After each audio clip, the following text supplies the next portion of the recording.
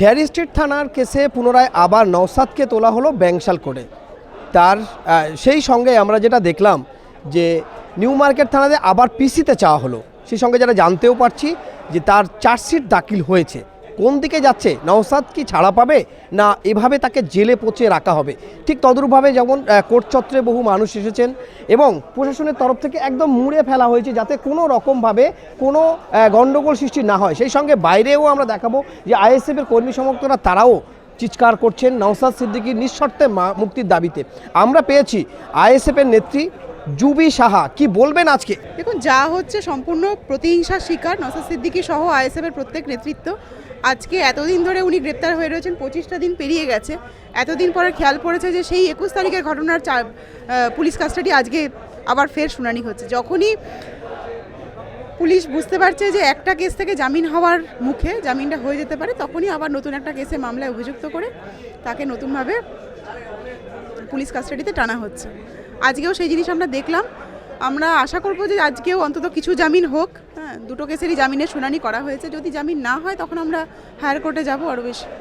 তাহলে হাইকোর্টে যাওয়ার সিদ্ধান্ত নিচ্ছেন? এই যে নিম্ন আদালতে জামিন না হওয়ার ক্ষেত্রে কি আপনাকে হাইকোর্টের দিকে এগোচ্ছেন? সেটা এখনই আমি অফিসিয়ালি ঘোষণা করছি না, আমরা দেখে নিই, কারণ একটা কোর্টে তো শুনানি চলছে, এখন রায় রিজার্ভে রয়েছে। ফলত আমাদের অপেক্ষা করতে হবে। অপেক্ষা করার পর আমাদের নেতৃত্বের সঙ্গে আলোচনা করে আমরা সিদ্ধান্ত নেব। আমরা দেখলাম যে কেএলসি থানাতে তাকে পরপর 6 দিন, একবার 4 দিন, 10 দিনের পিসি নেওয়া হলো। লালবাজারেও প্রায় 10 দিন, তারপরে আবার নিউ মার্কেট থানা। কি ঘটছে? কেন এত বারবার একজন বিধায়ক, সে তার বিধানসভার ক্ষেত্রে কাজ করতে গিয়ে তার নামে কোনো রকম অভিযোগ নেই, তারপরে কেন বারবার এভাবে তাকে মামলাতে জড়ানো হচ্ছে?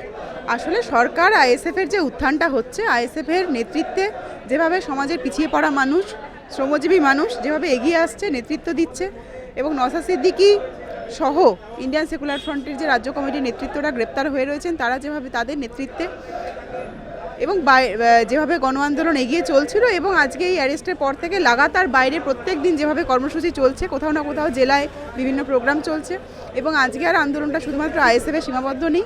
গতকাল আপনারা মিছিল দেখেছেন, সেখানে পশ্চিমবঙ্গের প্রত্যেকটি গুরুত্বপূর্ণ পার্টি, তৃণমূল এবং বিজেপি বাদ দিয়ে, তারা একসঙ্গে রাস্তায় নেমেছে, মিছিলে হেঁটেছে, পথ চলছে, এবং আগামী দিনে আরও বড় আন্দোলনের প্রস্তুতি নিচ্ছে। সরকার এই জোটটাকে, এই শক্তিশালী যে লড়াইয়ের ময়দান থেকে যে জোট তৈরি হয়েছে, সেই জোটটাকে ভয় পাচ্ছে, সেই কারণে আটক করছে। নওশাদকে আটকে রেখে দুর্বল করা যাচ্ছে কি আইএসএফের কর্মী সমর্থকদের? তার কি মানে আরও কি দুর্বল করে দেওয়া হচ্ছে কর্মী সমর্থকদের? কি বলবেন? এর উত্তর নওশাদ সিদ্দিকী এর আগেই দিয়ে দিয়েছেন। আমি তাও আবার রিপিট করি। উনি বলেছিলেন যে 14 দিন কেন, আমাকে 14 বছর জেলে রাখুন, কিন্তু আমি বিক্রি হব না, আমি দল পরিবর্তন করব না, আমি মানুষের যে লড়াই, সমাজ পরিবর্তনের যে লড়াই, সেখান থেকে পিছিয়ে আসবো না।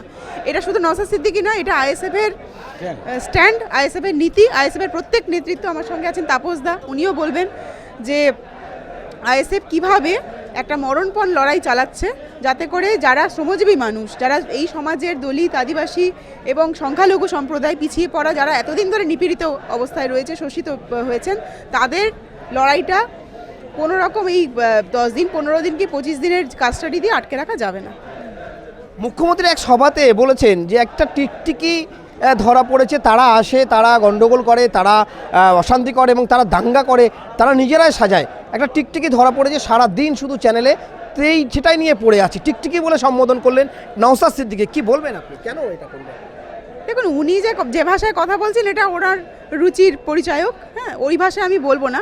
তবে যদি সত্যি ওনার ভাষাতে প্রশ্ন আসে, যদি টিকটিকি হয়, তাহলে একটা টিকটিকিকে আটকাতে এত প্রস্তুতি কিসের? এত পুলিশ, আপনি দেখুন না, এত পুলিশ গাড়ি, চারটের মামলা, এত কেস, পুলিশ কাস্টাডি, তারপরে আবার জেল কাস্টাডি, আবার পুলিশ কাস্টাডি, এত তৎপরতা কিসের? সামান্য যদি টিকটিকি হয়।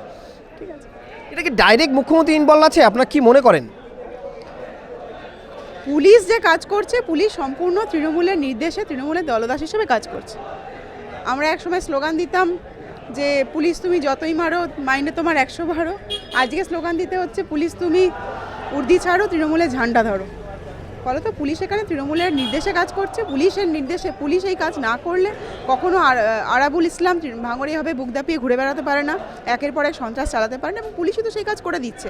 ভাঙড়ের 3টে থানা জুড়ে যে সন্ত্রাস চলছে, সেটা তো পুলিশই করছে। আমরা দেখলাম যে আপনাদের 14 তারিখে একটা কলকাতা র্যালি ছিল সর্বদলীয় এবং বামপন্থ থেকে শুরু একাধিক দল সেখানে উপস্থিত। তার আগে ভাঙড়ের বিধায়ক নওশাদ সিদ্দিকী সেই ভাঙড়ে 144 জারি করা হলো, সেই 144 জারিকে অবমাননা করেই আরাবুলের ছেলে সেখানে মিটিং করলো, কি বলবেন আপনি?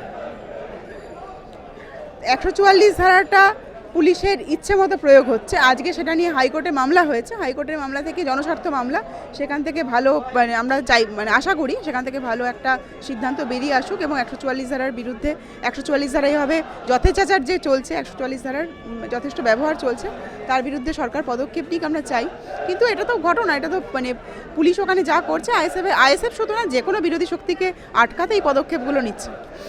আমরা দেখাবো যে একদিকে ব্যাংশাল কোর্টের লকআপে আছেন আইএসএফের বিধায়ক নওশাদ সিদ্দিকী, তাকে লকআপে আটকানো আছে এবং তার কেসের আজকে যে শুনানি হয়েছে তাকে একটা কেসে তাকে চার্জশিট দেওয়া হয়েছে হেয়ার স্ট্রিট থানায়, অপরদিকে নিউ মার্কেট থানা পুনরায় আবার পিসির দাবি করেছে। এখন দেখা যাক সেই কেস কোন দিকে যায়। তার আগে দেখাবো যে পুলিশি তৎপরতা একেবারেই কোনো রকম যাবে অণ্ডগোল বা অস্থিরতা না হয় তার জন্য পুলিশি তৎপরতা যেমনই তুঙ্গে, সেই সঙ্গে আইএসএফের পক্ষ থেকে আইএসএফের কর্মী সমর্থক তারাও বিক্ষোভ দেখাচ্ছেন বাইরে।